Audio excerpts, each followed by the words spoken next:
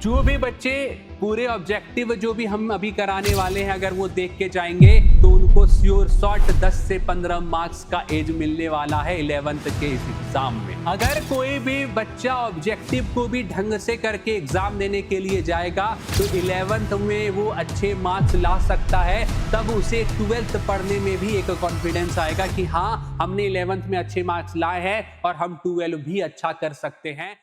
Hello my dear students, मैं अभिषेक पराशर आप सभी का स्वागत करता हूं आपके अपने यूट्यूब चैनल अरिविहान पे। आज हम देखने वाले हैं क्लास 11 के वैसे सारे महत्वपूर्ण जो ऑब्जेक्टिव्स हैं जो आपसे एग्जाम में पूछे जा सकते हैं, वो आज हम देखने वाले हैं। ठीक है, तो इसीलिए इस वीडियो को बिना मिस किए ही आपको क्या करना है, तो जाना है एग्जाम देने के लिए। ठीक है, मिस नहीं कर सकते हैं आप इस वीडियो को, क्योंकि ये सर ऑब्जेक्टिव का जो आपसे क्वेश्चन पूछा जाता है, चाहे वो एमसीक्यूज हो, ठीक है, या फिर फिल इन द ब्लैंक्स हो या फिलर्स हो आपके सामने में, ठीक है, या फिर ट्रू फॉल्स हो, या आपसे मैच द फॉलोइंग का अगर क्वेश्चन पूछा जाए तो आपको क्या अच्छे से सब चीजों के बारे में अगर पता होगा तो आप कर पाएंगे। ठीक है, चलिए अब शुरू करते हैं और देख लेते हैं कि क्या क्या क्वेश्चन है इंपॉर्टेंट आपके लिए। तो पहला जो हमारा प्रश्न है कि राइटिंग एंड अर्बन लाइफ का जो हमारा पहला प्रश्न होने वाला है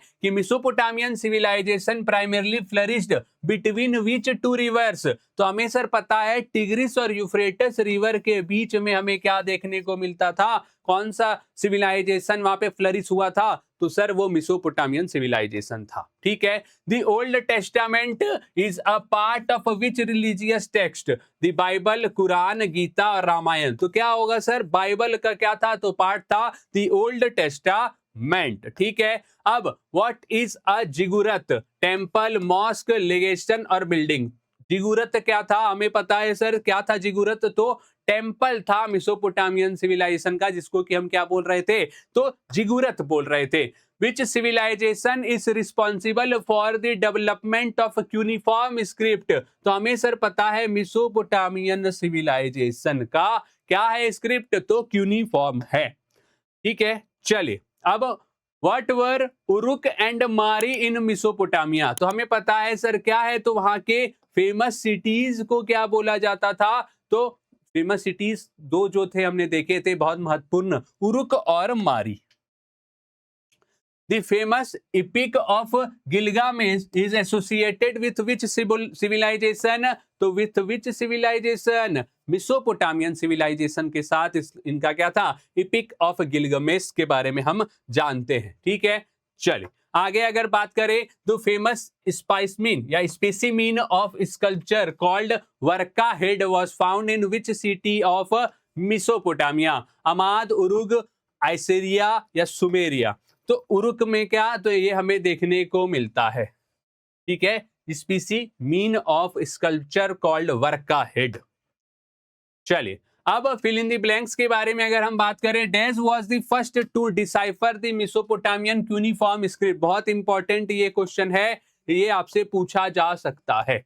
ठीक है, क्वेश्चन क्या है कि dash was the first to decipher the Mesopotamian cuneiform script. तो कौन किए थे, तो जेम्स प्रिंसेप किए थे। क्लास 12 में आपको इनके बारे में बहुत कुछ पढ़ना पड़ेगा। ठीक है, तो एक बार यहाँ पे आप ये चीजों को समझ लीजिए कि जेम्स प्रिंसेप के द्वारा क्या किया गया था, तो first to decipher the Mesopotamian cuneiform script.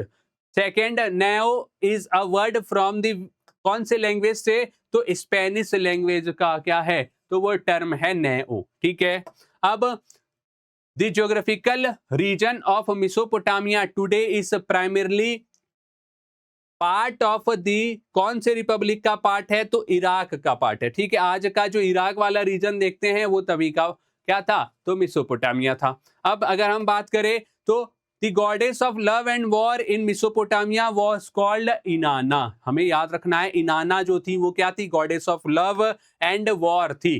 ठीक है, goddess of love and war थी। और king Zimri Lim's palace was located in, कहां पे लोकेटेड था इनका पैलेस, तो सिटी ऑफ मारी में लोकेटेड था। हमें ये याद रखना है। ये थे कुछ इंपॉर्टेंट क्वेश्चंस। आगे अगर हम बात करें ट्रू फॉल्स में, तो the Mesopotamian civilisation is world renowned for mathematics and astronomy. बिल्कुल सही बात है। ठीक है, आंसर आप देख सकते हैं बिल्कुल सही है। ठीक है, अब iron was primarily used to make tools and weapons in Mesopotamia, नहीं सर, ब्रॉन्ज को यूज किया जाता था, ये हमें याद रखना है। आयरन का इस्तेमाल नहीं होता था, ब्रॉन्ज का इस्तेमाल होता था। ठीक, cuneiform script is associated with Mesopotamian civilisation, बिल्कुल सही है। ये क्या था सर, तो ये गलत था, ये भी सही था। ठीक है, worktop painting is associated with it, worktop painting नहीं सर, बिल्कुल भी नहीं था, हम आगे इनके बारे में देखने वाले हैं। द सिटी ऑफ उर वॉज एक्सकावेटेड इन 1830, फॉल्स। चलिए, अब अगर हम बात करें कि what is the literal meaning of the word Mesopotamia, का लिटरल मीनिंग क्या है। ठीक है, तो हमें पता है कि the fertile land between two reverse, the tigris and the Euphrates. ठीक है, जिगुरत हमने देखा था क्या था, तो एंशिएंट टेरिस टेम्पल का जो भी वहां पे साक्ष्य मिला था। ठीक है, terrace temple built in Mesopotamia, उसको हम क्या बोलते थे, तो जिगुरत बोलते थे। विथ विच कंट्रीज और civilisation did the people of Mesopotamia trade, तो कौन से देश के साथ उनका जो था वो ट्रेड हुआ करता था, तो अगर हम बात करें तो Turkey, Syria, Iran and countries across the Gulf such as Harappa. और which deity was primarily worshipped in the city of Ur in Mesopotamia, the moon god. ठीक है, द मून गॉड की पूजा होती थी उर सिटी में। चलिए, अब मैच करना है, हमें मैच द फॉलोइंग के बारे में अगर बात करें तो मारी, सरगोन और इनाना। चलिए, ये बताएंगे सभी लोग कि हमें अगर पता है सर कि मारी जो है वो किससे बिलोंग करते हैं, सरगोन किससे करते हैं और इनाना किससे करते हैं। ठीक है, इनाना हमने देखा था सर कि goddess of love and war, और मारी क्या था, तो एक ट्रेडिंग सिटी था, और सरगोन कहां से बिलोंग करता है, कौन सी जगह से, तो सुमारिया से। ठीक है, हमें आंसर का पता चलेगा। चलिए, मारी क्या था, तो एक ट्रेडिंग सिटी था मेसोपोटामिया में, सरगोन कहां से, तो सुमेरिया से, और इनाना कौन थी, तो goddess of love and war.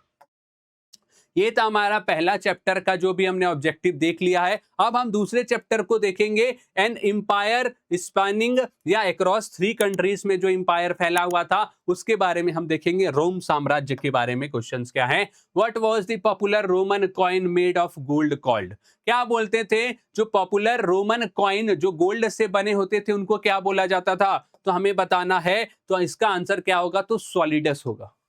क्या बोला जाता था, सॉलिडस बोला जाता था। ठीक है, हमें ये याद रखना है, सॉलिडस बोला जाता था।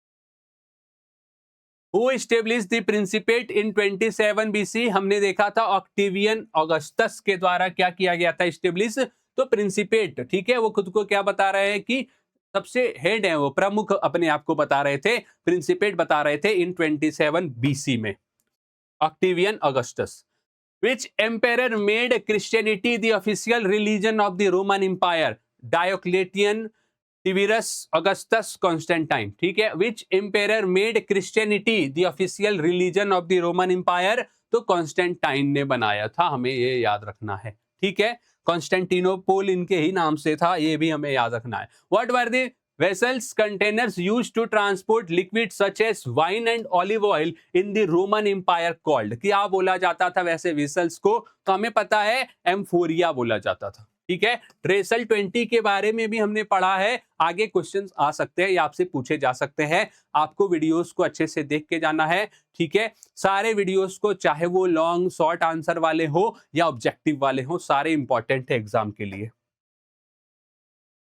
चलिए, फिल इन द ब्लैंक्स में अगर हम देखें, silver coins in Rome were called. ठीक है, क्या कहा जाता था, तो डिनेरियस बोला जाता था सिल्वर कॉइन को रोम में। दूसरा अगर हम बात करें तो the northern border of the Roman empire was determined by the dash and Danube river, तो कौन सा रिवर था यहाँ पे, और अगर हम बात करें तो राइन रिवर। ठीक है, राइन और डेन्यूब। चलिए, अब अगर हम तीसरे क्वेश्चन के बारे में बात करें, the dash family system was widely prevalent in Roman society, तो हमें पता है सर कौन सा, तो सिंगल या न्यूक्लियर जो फैमिली सिस्टम था, ठीक है, वैसा वहां पे हमें देखने को मिलता है, प्रिवेलेंट था रोमन सोसाइटी में। In which year was Julius Caesar assassinated, कौन से ईयर में जूलियस सीजर को एसिसिनेट किया गया था, तो इन 44 BC में। चलिए, अब अगर आगे बात करें ट्रू फॉल्स में अगर हम बात करें कि the army of the Roman empire was a professional army in which soldiers were paid salaries, ये सही है या गलत है? तो ये बिल्कुल सही है, ये बिल्कुल सही है। उनको क्या मिलता था उसके बदले, उनके कार्य के बदले में उनको पे किया जाता था। ठीक है। Papyrus was a type of plant used to make writing material paper, बिल्कुल ही क्या है? तो सही है। ठीक है, चलिए आगे कि joint families were prevalent in Roman society, नहीं सर, न्यूक्लियर फैमिली होगा, न्यूक्लियर फैमिली सिस्टम था, ज्वाइंट फैमिली सिस्टम हमें वहां देखने को ज्यादा नहीं मिलते हैं। Rome is located in modern day France, नहीं, मॉडर्न डे क्या था वो तो हमने देखा था, इटली का जो क्षेत्र था, इटली का पार्ट था रोम। ठीक है, तो मॉडर्न डे फ्रांस होगा क्या? तो नहीं होगा। ठीक है, फॉल्स है, अगर यहां देखें तो नहीं होगा। ठीक, The reign of Augustus is considered a period of unrest and wars in Rome, बिल्कुल सही है। Augustus reign is called the age of peace और Pax Romana होता है। तो यहां पे हमसे क्या पूछा गया है कि the reign of Augustus is considered a period of unrest and war, तो हाँ ये क्या होगा? तो ये गलत, ठीक है, फॉल्स है, क्योंकि इनके ही कार्यकाल को क्या बोला गया है? तो पैक्स रोमाना बोला गया है, या एज ऑफ पीस बोला गया है, या रोम का पीस के बारे में यहां पे बात हो रहा है। ठीक है, चलिए, what was the author of the book natural questions? ठीक है, नेचुरल क्वेश्चंस के जो ऑथर हैं वो क्या है, कौन है? तो सेनेका है। ठीक है, अगर हम बात करें कि व्हाट इज फ्रैंकिनसेंस, फ्रैंकिनसेंस क्या है? तो एक तरीके का क्या है? एक फ्रेग्रेंट रेसिन है यूज्ड इन मेकिंग इंसेंस। ठीक है, अब who were the main gods and goddess of the Roman empire, कौन थे? जुपिटर, जूनो, मिनेर्वा और मार्स को क्या बोला गया है? यहाँ का जो है प्रमुख जो है देवी देवता थे। Which institution held the real power in Rome during the Republic? ठीक है, in the hands of the senate, senate के हाथ में क्या था? तो पावर था, रियल पावर था रोम में रिपब्लिक के समय में। Name the feature of the Roman urban life where people went to bath and socialise, तो पब्लिक बाथ्स वो जाया करते थे, ये हमें पता है, जगह जगह पे पब्लिक बाथ्स देखने को मिलते हैं। चलिए, ये क्वेश्चन इंपॉर्टेंट है, अभी मैंने बताया था Dressel 20, Tacitus, Mediterranean sea, Euphrates river, इसके बारे में आपको बताना है। Heart of the Roman empire किसको बोलते हैं? हार्ट कौन है रोमन एम्पायर का? तो मेडिटेरेनियन सी है। यूफ्रेटस रिवर कहां पे? यूफ्रेटस अगर रिवर अगर हम बात करें तो कहां पे है? तो हम देख लेते हैं, Euphrates river between Rome and Iran. ठीक है, Mediterranean sea heart of the Roman empire. Tacitus कौन थे? तो रोमन हिस्टोरियन थे। और ड्रेसल 20 क्या है? तो ऑलिव ऑयल फ्रॉम स्पेन, ये इंपॉर्टेंट है, ये हमें याद रखना है। ठीक है, चलिए, बहुत बढ़िया। अब अगर हम बात करें हमारा जो तीसरा जो चैप्टर था नोमेडिक एम्पायर का, उसमें हमें देखना है, ठीक है, क्या क्या चीजें हैं। यायावर जो साम्राज्य है, जेंगिस खान्स अर्ली चाइल्डहुड नेम क्या था? तो हमें क्या पता है? तैमुजिन पता है क्या सभी को कि तैमुजिन क्या था? जेंगिस खान का बचपन का नाम। What was the old decimal system of the Mongols? Old जो डेसिमल सिस्टम था मंगोल्स का, उसको क्या, उसके बारे में पूछा गया है। Economic system, Damascus, special military system या family system. Old decimal system जो था मंगोल्स का, वो किस चीज में प्रयोग किया जाता था? तो स्पेशल मिलिट्री सिस्टम में प्रयोग किया जाता था। ठीक है, 10 का जो था वो दशमलव में अगर बात करें 10, फिर 10 का ही अगर हम मल्टीपल देखेंगे 100, 1000, 10,000, ऐसे में वो चीजों को रखते थे। ठीक है, व्हाट इज कुबकुर? कुबकुर क्या है? Tax, communication system, religion of the Mongols या नन ऑफ द अबव? तो हमें पता है कुबकुर क्या है, तो एक तरीके का क्या था? तो टैक्स था। ठीक है, what was the Mongols fast and efficient postal system known as? Communication जो सिस्टम था क्या कहलाता था? चम्स, यम, नोयान और तमा। तो यम कहलाता था इनका जो पोस्टल और कम्युनिकेशन जो सिस्टम था, वो यम कहलाता था, हमें याद रखना है, यम कहलाता था। What was the assembly of Mongol chieftains called that conferred the title of Genghis Khan on Temujin? ठीक है, जेंगिस खान का जो टाइटल उन्हें मिला था तेमुजिन से, जो मंगोल का चीफ्टेंस ने, कौन सा चीफ्टेंस था इसके बारे में पूछा गया है। तो कुरिल तई। ठीक है, कुरिल तई होगा इसका आंसर, हमें पता होना चाहिए। आगे अगर बात करें तो Genghis Khan died in the year dash AD, कौन से साल उनकी मृत्यु हुई थी ये बताना है हमें। तो 1227 एडी में हुई थी, ये हमें याद होना चाहिए। The largest military unit in the Mongol army को क्या बोलते थे, तो तुमिन बोलते थे, तुमिन। ठीक है, तुमिन बोला जाता था, हमें ये याद रखना है। Genghis Khan legal code was called, Genghis Khan का जो लीगल कोड जो इस्तेमाल किया करते थे उसे यस बोलते थे, यसा बोलते थे, हमें यह याद रखना है। अब अगर हम बात करें इसमें कि the Mongols were originally nomadic pastoralists and hunters, ठीक है, living in the dash grassland of central Asia, तो हमें पता है स्टेपी में, ठीक है, स्टेपी ग्रासलैंड जो है ये स्टेप ग्रासलैंड में वो क्या करते थे, तो ओरिजिनली जो नोमैडिक पेस्टरलिस्ट और हंटर्स थे वो वहां रहते थे। Genghis Khan father Yesugei was the head of the dash tribe, Kiyat tribe के हेड थे। ठीक है, ये था हमारा इसका क्वेश्चन। अब हम बात करें ट्रू फॉल्स की, तो हमारा पहला जो प्रश्न है, the Mongol messenger system was related to the revenue system, गलत, ऐसा कुछ भी नहीं है, ऐसा हमने कभी नहीं देखा है चैप्टर में। During Mongol rule traders were charge a tax called बाज फॉर सेफ ट्रेवल, ट्रू, बिल्कुल, बाज क्या करना पड़ता था, सेफ ट्रेवल के लिए उनको पे करना पड़ता था ट्रेडर्स को। Women were not respected in Mongol society and did not participate in administration, false. Women held a strong position in Mongol society and often played an important role in political affairs, ये याद रखिएगा, उनका जो position था बहुत अच्छा था। The Mongols established the largest contiguous land empire in history, बहुत बढ़िया, बिल्कुल सही। ठीक है, हमने यहां तक अभी चीजों को देख लिया है। आगे अगर हम बात करें वन वर्ड में, अगर इस आंसर को हमें करना है इन सारे क्वेश्चंस के, what was the name of Genghis Khan's father and to which tribe did he belong, तो येसुगई नाम था और कियात ट्राइब से वो बिलोंग करते थे। अब What structure did the Chinese rulers build to prevent the invasion of Mongols and other nomads from northern China, तो उन्होंने क्या बनाया था कि प्लंडरिंग से बचने के लिए, मंगोल के इन्वेंशन से बचने के लिए, उनके जो इन्वेशन है उनसे बचने के लिए ग्रेट वॉल ऑफ चाइना बनवाया था। What was Genghis Khan's original name, तो हमने देखा था तेमुजिन था, तेमुजिन था। ठीक है, Who wrote the secret history of the Mongols, तो किनके द्वारा, इगोर दी राखिवलित, राखिवलित के द्वारा यह लिखा गया था। चलिए अब हमें बताना है मेक करेक्ट पेयर्स। जेंगिस खान को जो टाइटल मिला था वो क्या मिला था, ठीक है, लार्जेस्ट मिलिट्री यूनिट को हम क्या बोलते थे, एक्सचेंज ऑफ इंफॉर्मेशन को क्या बोला जाता था, काउंसिल ऑफ मंगोल चिफ्टेंस को क्या बोलते थे, अभी हमने देखा चिफ्टेंस के। Founder of the Mongol empire कौन थे, तो जेंगिस खान थे, ये हम देख लेते हैं। फाउंडर ऑफ मंगोल जो एम्पायर है वो कौन है, तो जेंगिस खान है। जेंगिस खान का जो टाइटल है वो कौन सा था, उनको तेमुजिन से, ठीक है, जेंगिस खान का टाइटल मिला। काउंसिल ऑफ मंगोल चिफ्टेंस अभी हमने देखा कुरिलतई था। लार्जेस्ट मिलिट्री यूनिट को तुमिन बोलते थे, और एक्सचेंज ऑफ इंफॉर्मेशन तो मैसेंजर सिस्टम था वो, ठीक है, ठीक है, या हेराल्ड जो सिस्टम है वो बोला जाता था। ठीक, चलिए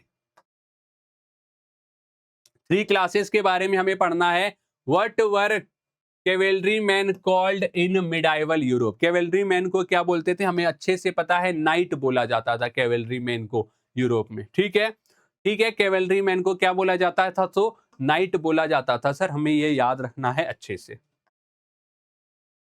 medieval European society was primarily divided into how many orders, medieval जो यूरोपियन सोसाइटी था वो कितने भागों में डिवाइडेड था, 2, 3, 4 और 5। हमें सर अच्छे से पता है 3, क्योंकि क्लर्जी, एरिस्टोक्रेसी और पीजेंट्स, ठीक है, एरिस्टोक्रेट्स थे बीच वाले में, और लास्ट में पीजेंट, और स्टार्टिंग में क्लर्जी, ठीक है, ये हमें याद रखना है। The word feudalism originally derives from the word feud, meaning piece of land. In which language? कौन से लैंग्वेज का था ये फ्यूड कहना, तो हमें पता है सर जर्मन लैंग्वेज से था। ठीक है, फ्यूड मतलब क्या, तो फ्यूडलिज्म कहां से बना है, तो फ्यूड से बना है। What were cavalry man called in medieval Europe, तो नाइट कहा जाता था, हमने देखा। द मैनर कंट्रोल्ड, क्या कंट्रोल करते थे? स्टेट को, टाउन को, विलेज को या विलेजर्स को? द मैनर, मैनर जो थे वो क्या कंट्रोल करते थे? तो विलेज को कंट्रोल करते थे, मैनर, ठीक है। In which country is the practice of feudalism believed to have first emerged? Practice of feudalism ऐसा माना जाता है कि सबसे पहली बार वहीं पे इमर्ज हुआ था। कहां पे? फ्रांस में, इंग्लैंड, स्पेन या नन ऑफ दिस? सबसे पहले हमें पता है तो फ्रांस में वो जो फ्यूडलिज्म का कंसेप्ट है वो इमर्ज होते हुए हमें दिखाई दिया था। Who was Charlemagne, king of England, king of France, Spain या नन ऑफ द अबव? कहां के थे चार्ले मैग्ने? तो वो किंग थे, कहां के? फ्रांस के किंग थे। अब अगर हम आगे बात करें कि the residence of a Lord और फ्यूडल लॉर्ड वाज कॉल्ड, तो उसको हम क्या कहते थे? तो मेनोर कहते थे। ये हमें याद रखना है, फिल इन द ब्लैंक्स में ऐसे क्वेश्चंस आपसे पूछे जा सकते हैं। A serf was called villein, villein बोला जाता था सर्फ को। Monks who did not live in monasteries but travelled among the people preaching were called friars, friars होता था। In Europe the direct tax paid directly to the king by peasants was called taille, ठीक है, taille बोलते थे या taille बोलते थे। Women did not have the right to become priest in the medieval Catholic church, ये हमें याद रखना है, प्रिस्ट नहीं बन सकते थे वो, ठीक है। चलिए अब हम ट्रू फॉल्स में देख लेते हैं। एबे और monastery was a place where monks and nuns lived a religious life, बिल्कुल सही, ठीक है, बिल्कुल सत्य है, ये हमें याद रखना है। The supreme leader of the western church, Catholic church, was the pope of Rome, बिल्कुल सही है।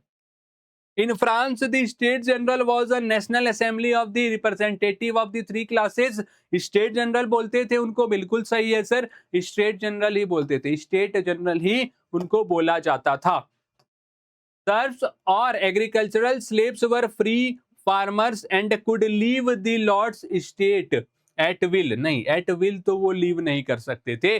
दे were tied to the lord's land and could not leave the estate without his permission, वो अपना जो भी लैंड है उसको नहीं छोड़ सकते थे, लॉर्ड से परमिशन लेना ही पड़ता था। चलिए वन वर्ड में बताना है या वन सेंटेंस में। What was the name of the piece of land given by a lord to his knight in exchange for service, ठीक है, सर्विस जो भी वो देते थे नाइट, और जो नाइट को सर्विस के बदले में मिलता था उसके बारे में हमें बताना है कि क्या कहलाता था वो, तो फीफ कहलाता था, ठीक है, फीफ कहलाता था, हमें ये याद रखना है, ठीक है। Who primarily comprised the third order in France society में, फ्रांस के सोसाइटी में जो थर्ड ऑर्डर था वो किस किस लोगों से मिलके बना था, ये हमें बताना है फ्रेंच सोसाइटी के रिगार्डिंग। तो फार्मर्स से, आर्टिसंस थे और मर्चेंट से, ठीक है, जो थर्ड ऑर्डर था वो किसमें क्या क्या था, उसमें फार्मर्स, आर्टिसंस और मर्चेंट से मिलके वो क्या बना था, third order. What was the name of the work that free peasants had to do free on the lord's state for at least 3 days a week, ठीक है, टू डू फॉर फ्री, ठीक, वर्क करना पड़ता था उनको लॉर्ड्स की state पे for at least 3 days in a week, ठीक है, तो क्या बोलते थे, लेबर रेंट और फोर्स्ड लेबर उनको बोला जाता था, ठीक है, ये हमने देख लिया। हु इशूड द एमनॉय लेटर्स, ठीक है, हमें ये बताना है, तो हमें अगर पता है कि चर्च और पॉप वो बताते थे, हमें ये याद रखना है, इशूड किया करते थे वो लेटर को, हमें ये ध्यान में रखना है, ठीक है। चलिए बहुत बढ़िया। अब अगर हम बात करें आगे, अगर हम क्वेश्चन देखेंगे तो ये हमने देख लिया था कि किनके द्वारा हिस्ट्री जो है मंगोल्स का बताया गया था, इगोर दी रेखिवलिट, ठीक है। चलिए आगे। अब मैच दी फॉलोइंग, टीथे, तेल, फीफ और एवे। टीथे हमने देखा, तेल, फीफ और एबे क्या है ये हमें बताना है, तो हमें अगर आंसर देखना है कि टीथे क्या है तो agricultural tax collected by the church, taille क्या था, तो direct tax paid to the king, fief क्या था, तो land granted to a knight, और एबे क्या है, तो रेसिडेंस ऑफ मॉन्क्स को क्या बोलते थे, तो एबे बोलते थे।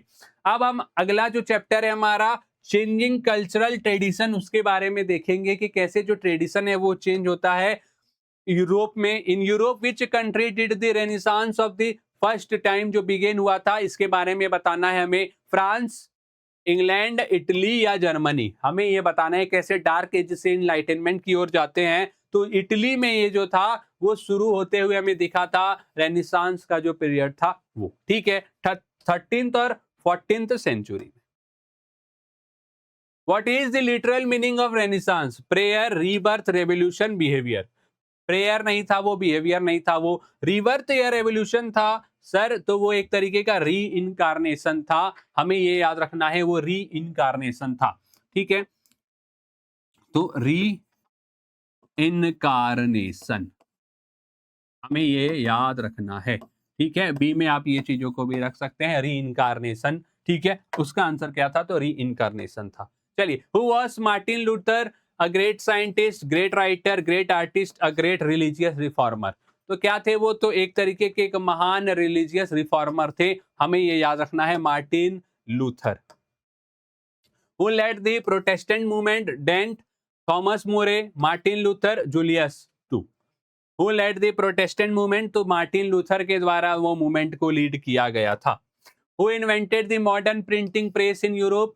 Johannes Gutenberg, Thomas More, Martin Luther, Galileo. Galileo नहीं होंगे, मार्टिन लूथर नहीं होंगे, तो क्या होंगे सर? तो जोहानेस गुटेनबर्ग के द्वारा स्टार्ट किया गया था जो मॉडर्न हम प्रिंटिंग प्रेसेस को देखते हैं वो।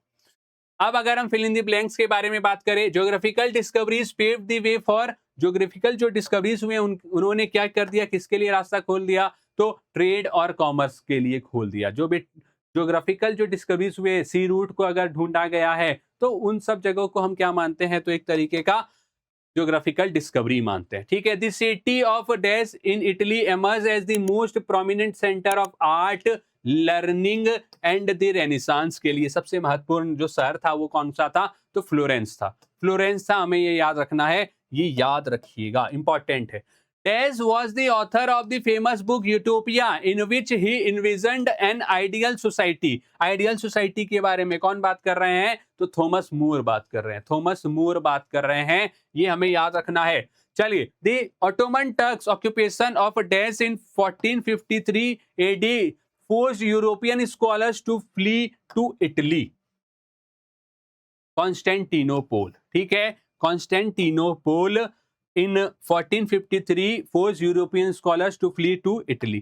लास्ट जो हमारा इसका क्वेश्चन है, dash ideology developed in Europe during the renaissance period in which man was placed at the centre instead of God. तो ह्यूमनिज्म में सबसे इंपॉर्टेंट जो है सेंटर पे किसको रखा गया है? तो ह्यूमन को रखा गया है, लोगों को रखा गया है, ना कि गॉड को रखा गया है। ये था इसका आइडियोलॉजी। अब true false, Galileo was an Italian, The Renaissance began in England. Chalker wrote the book Utopia. अगर हम बात करें कि Galileo was an Italian, true. The Renaissance began in England. गलत, अभी हमने देखा इटली में। Chalker wrote the book Utopia, ये भी गलत। Machiavelli's famous book The Prince is a religious text, false. This is an important treatise on politics and governance था, ठीक है, ये कोई बुक नहीं था, रिलीजियस टेक्स्ट नहीं था, ठीक है। Choker the famous English poet is called the father of English poetry, बिल्कुल सही है, फादर ऑफ इंग्लिश पोएट्री चौकर को बोलते थे। Martin Luther strongly criticise the indulgences sold by the Catholic church, true, ठीक है, बहुत बढ़िया, यहां तक हमने चीजों को देख लिया है। अगर हम आगे बात करें, चलिए, वन वर्ड और वन सेंटेंस में, फ्रांसिसो बारबोरा कौन थे? लियोनार्डो दा विंसी कौन थे? इनके बारे में अगर हम बात करें, वेनेटियन ह्यूमनिस्ट राइटर थे, कौन? बारबोरा जी। Who was Leonardo da Vinci? सभी को पता है, फेमस एक पेंटर थे, ठीक है। और who is called the father of humanism के फादर किनको बोलते थे? तो पेट्रार्क को बोलते थे।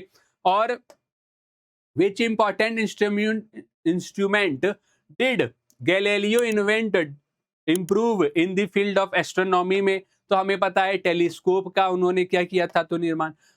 What were the sources of information about 14th century European history?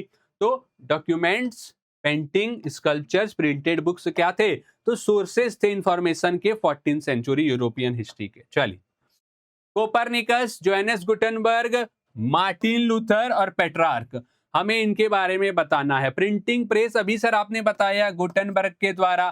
Father of humanism Petrarch, ठीक है। मार्टिन लूथर क्या थे, तो प्रोटेस्टेंट रिफॉर्मेशन जो था इनके द्वारा कराया गया था। और हेलियोसेंट्रिक थ्योरी कोपरनिकस के द्वारा दिया गया है। ये है इसका आंसर। हम देख लेते हैं आंसर में क्या दिया है। Copernicus, heliocentric theory. Johannes Gutenberg का क्या है काम, क्या किया था उनके द्वारा, क्या किया गया था, तो प्रिंटिंग प्रेस, ठीक है। मॉडर्न जो प्रिंटिंग प्रेस हम देखते हैं। मार्टिन लूथर जो थे वो प्रोटेस्टेंट रिफॉर्मेशन लेके आए। अब पेट्रार्क को क्या माना जाता है, तो फादर ऑफ ह्यूमनिज्म।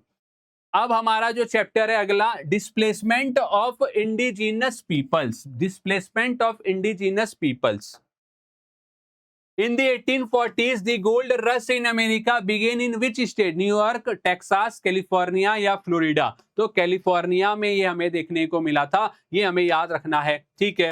अब what does the term terra nullius means and it was used in reference to Australia? इसका मतलब क्या था कि land that belongs to no one. अंग्रेज और जब फ्रांसीसी आए तो उनको क्या, ऑस्ट्रेलियन को हटा दिया और ये बोला गया कि ये सब जो जमीनें हैं ये सब किनका है, तो एक तरीके से ये किसी को भी बिलोंग नहीं करता, यहाँ पे कोई भी रह सकते हैं, आ सकते हैं। चलिए, what does Cherokee mean? Airplane, jeep, car, hair cut. Cherokee क्या था या चिरोके क्या था, तो एक तरीके का जीप था।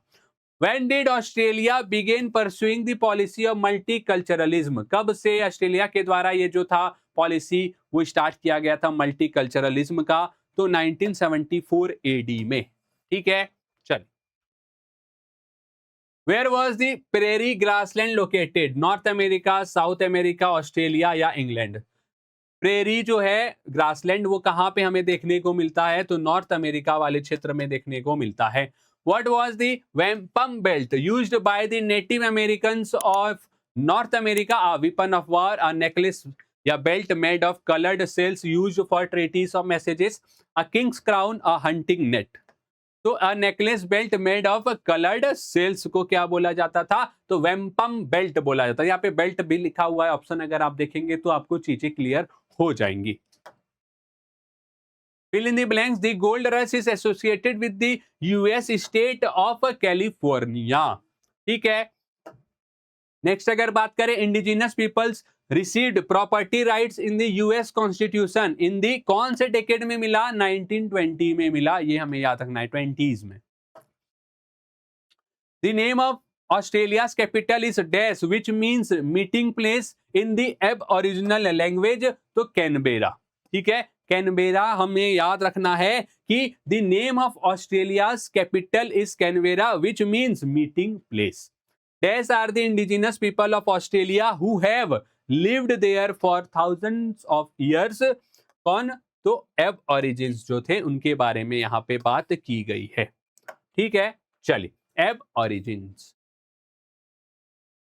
True false? The trial of tears is associated with the indigenous people of Australia. सही है या गलत है, ये हमें बताना है। द ट्रायल ऑफ टीयर्स हमने देखा था कि बिल्कुल क्या गलत है ये। द ट्रायल ऑफ टीयर्स किससे रिलेट करता है, तो फोर्स डिस्प्लेसमेंट चिरोके ट्राइब का जो यूएस में हमें देखने को मिला, ठीक है, वहां से हमें ये पता चलता है चिरोके, ठीक है। Europeans consider the American lands to be civilised and the indigenous people to be uncivilised. ये बिल्कुल क्या है, तो सत्य बात है, ठीक है, बिल्कुल सही बात है, ठीक है।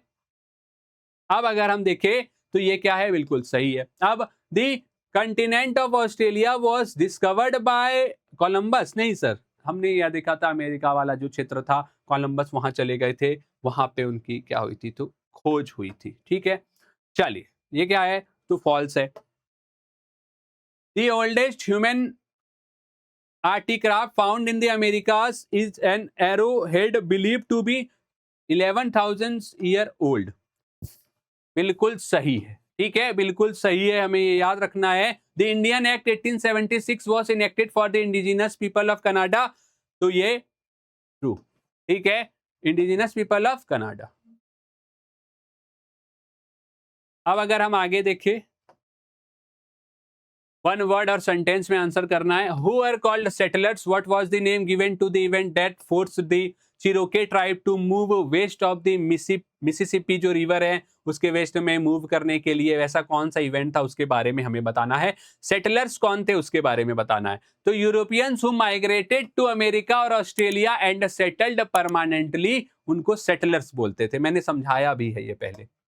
और कौन सा मिसिसिपी रिवर, ये जो चले गए लोगों को जो जबरन भेज दिया गया, तो उसको क्या बोलते थे, तो द ट्रायल ऑफ टीयर्स। कहा के that force the Cherokee tribe to move west of the Mississippi river, ठीक है, उसको क्या बोला गया, द ट्रायल ऑफ टीयर्स। अब W.E.H. स्टेनर, जॉन मार्शल, टेटुलिस, रूसो और होपी, इसके बारे में हमें बताना है कौन कहां पे मैच्ड होंगे। W.E.H. स्टेनर क्या थे, स्टेनर जो थे वो एंथ्रोपोलॉजिस्ट थे, जॉन मार्शल अमेरिकन जज थे, टेरिटुलियस क्या थे, man who belongs to no one, वैसे लोगों को टेरी या टेटुलियस बोलते थे। रूसो एक फ्रेंच फिलोसफर थे, रूसो के बारे में याद रखिएगा, जब फ्रेंच रेवोल्यूशन हुआ था उनका जो इंपैक्ट था राइटिंग का बहुत पड़ा था। होपी क्या थे, तो इंडिजिनस पीपल थे। अब हमारा जो लास्ट जो चैप्टर है, ठीक है, द पाथ टू मॉडर्नाइजेशन, उसको हम देखेंगे, ठीक है, 7th जो आपका चैप्टर है उसके बारे में हम चीजों को अभी समझने वाले हैं। इस चैप्टर में मेनली हम चाइना और जापान जैसे देशों के बारे में पढ़ते हैं कि चाइना इतना जो डेवलप्ड है या जापान जो हमने देखा था इतना क्यों डेवलप्ड है, और उससे रिलेटेड जो भी स्टोरीज हैं कि उसका जो हिस्ट्री है वो कैसे बिल्ड हुआ, यहाँ तक वो कैसे पहुंचे, इसके बारे में हम इसमें देखते हैं। तो इसके क्वेश्चन से क्या क्या पूछे जा सकते हैं वो देख लेते हैं। पहला जो हमारा प्रश्न है कि the opium wars were fought between which two countries, तो हमें पता है सर कौन से दो देशों के बीच में हुआ था, तो चाइना और ब्रिटेन के बीच में ओपियम वॉर हुआ था। Who led the 1911 Republican Revolution in China? Mao Singh Tung, Chiang काय शेक, सुन यात सेन और डेंग जियाओपिंग। तो सर इसका क्या, सुन यात सेन हमने पढ़ा है इनके बारे में अच्छे से, जिन्होंने रिपब्लिकन रेवोल्यूशन चाइना में चलाया था 1911 में। In which year did the Meiji restoration take place in Japan, कौन से ईयर में हुआ था ये मेजी रिस्टोरेशन, तो 1868 एडी में हुआ था।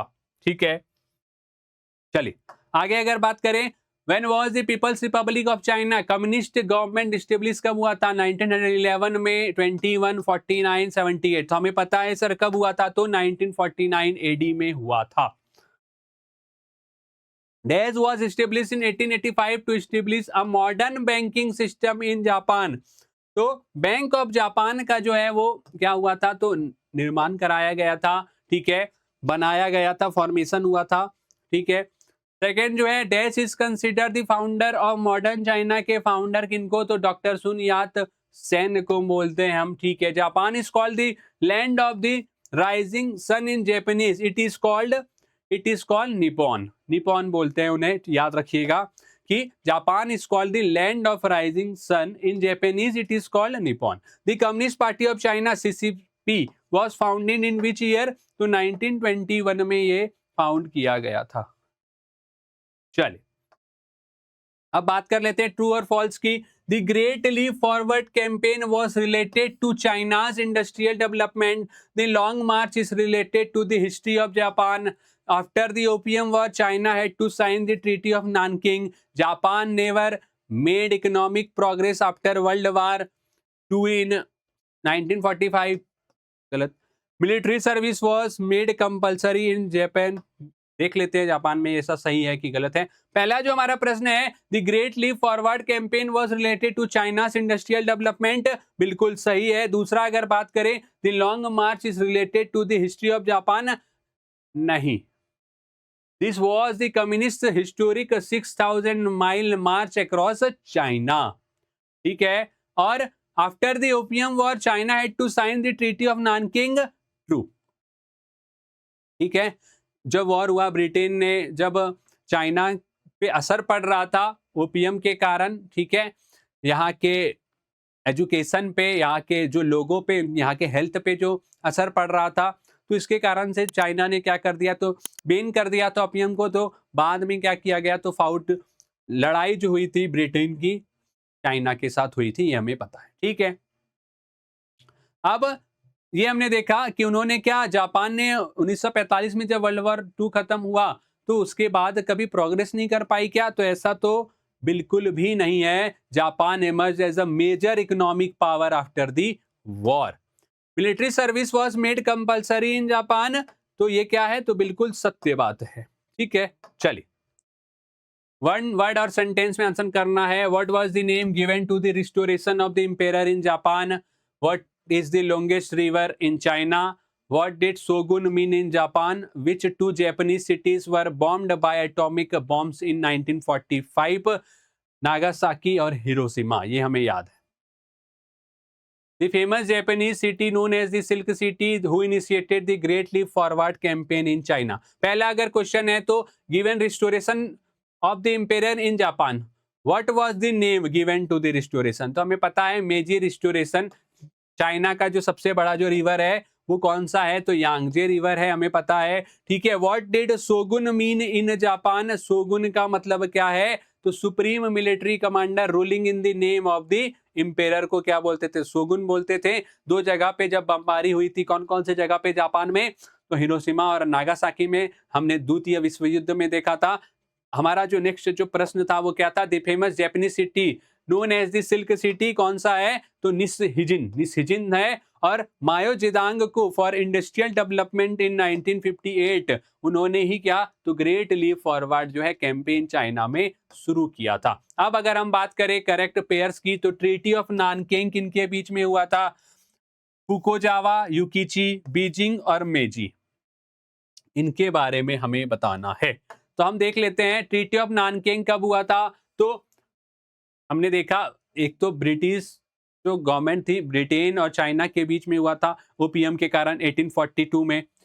फुकुजावा Yukichi modern scholar of Japan, Beijing capital है चाइना का, और मेजी क्या है? तो इनलाइटेंड एक रूल था। मेजी रिस्टोरेशन हमने देखा। ये थे आपके कुछ इंपॉर्टेंट क्वेश्चंस जो कि ऑब्जेक्टिव में आपसे पूछे जाएंगे।